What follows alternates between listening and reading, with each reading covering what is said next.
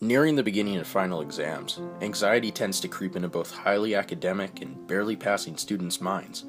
Of course, all individuals have suffered from bouts of anxiety, some more than others.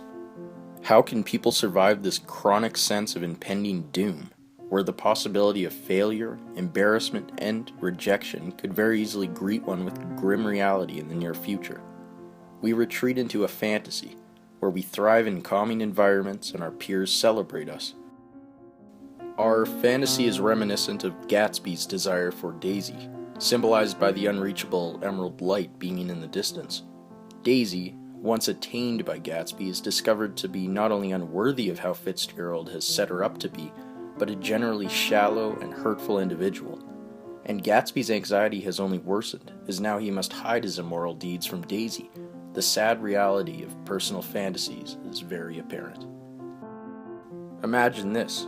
You, failing 2 of your classes, feel a sense of hopelessness and despair while studying. You fall asleep and dream of long beaches and a beautiful girl, and maybe even a limited edition animatronic raptor from the first Jurassic Park. You are imagining a center of fantasies, a world that provides every solution for every anxiety you will ever encounter. Suddenly, this fantasy becomes a reality. You feel the warm sand of a Caribbean beach, the bond between you and an attractive girl, and the saddle of your very own raptor cart. Yet, you have a strange sense of melancholy, and that empty feeling of static fills your stomach yet again. The beach is boring, and the lapping waves become annoying. The woman is too clingy and never leaves you alone. Despite feeling content with your friendship with the animatronic raptor, you know that you'll never share the connection he has with Sam Neill. Humans cannot escape anxiety because we are naturally inclined to experience it, ever since we were primitive tribes hunting in the dangerous savanna. Maybe then, we should consider facing anxiety head-on, instead of attempting to eliminate it through the pursuit of materials. Stoicism, a widely practiced philosophy during the Greek and Roman times, had a very interesting method to attack anxiety.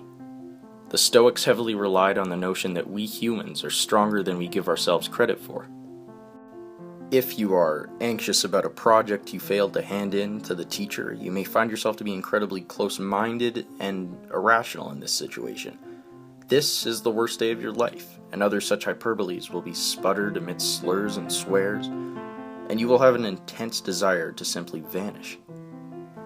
Yet, if Marcus Aurelius, the Roman philosopher/emperor who widely practiced Stoicism, also failed to hand in the same project to his teacher, he would understand his error, and understand that human nature is an imperfect product of both biology and society, and most importantly, realize that even if he failed this project, he is strong enough to continue living.